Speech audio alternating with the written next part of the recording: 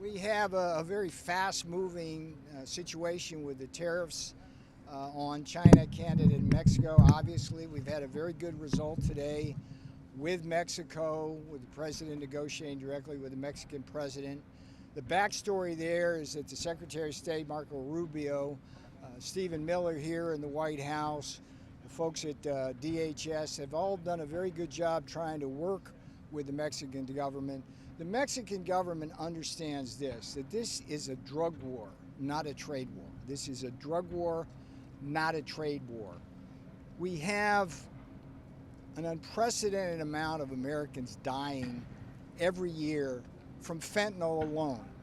And it's roughly the same number, about 75,000 annually, that are going to be sitting in the Superdome for the Super Bowl.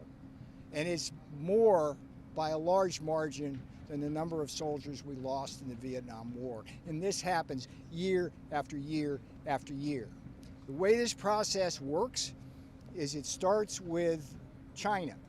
China makes what's called the precursor chemicals that are then blended by Mexican drug cartels in Mexico into not just deadly fentanyl, but the fentanyl is used also to spike things like heroin and speed and other deadly drugs. And that pushes the death toll to well over 100,000 a year. And then what has happened with Canada is the Mexican cartels have expanded up to Canada. They're making fentanyl there and sending it down to the U.S. from there. The Chinese are using Canada to send in small parcels below the radar. And fentanyl, one glass of it can kill millions of Americans. Just one single glass, it's that deadly. Canada, what is it now? It's 1:27 here, East Coast time. President Trump will be speaking for the second time with the Canadian Prime Minister, Justin Trudeau. The difference between Mexico and Canada thus far is that Canada thinks we're fighting a trade war with them. That's not the case here. This is a drug war. And I think it's important that if Canadian citizens themselves can understand that what we are trying to do here is stop the killing of Americans by these deadly drugs, to stop Canada from allowing terrorists on the watch list, up to 100 have already come in, from entering our country.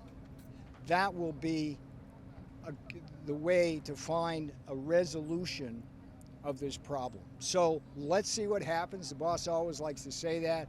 I'll take a few questions only with respect to this situation. Sir. Can you say, so are you happy that now that there's a deferral for a month with the Mexican tariffs, and do you think that these tariffs were used more as a threat, or is the administration actually planning for them to take effect?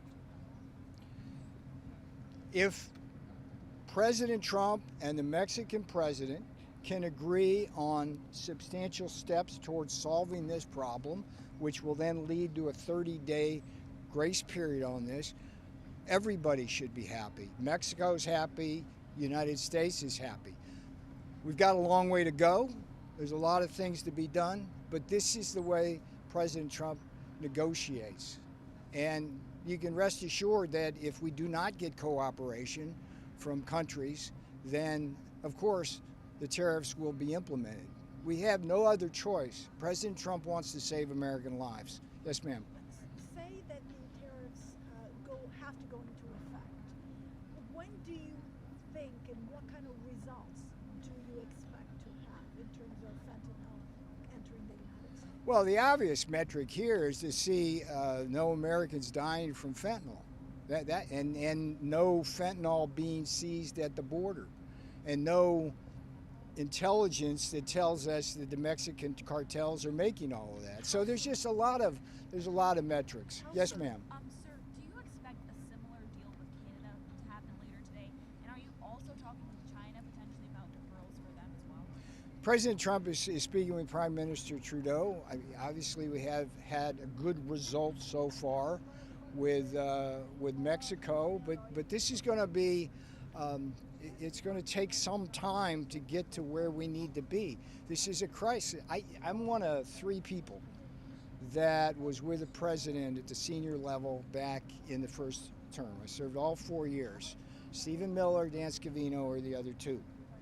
I watched this crisis. Kellyanne Conway was kind of the tip of that spear.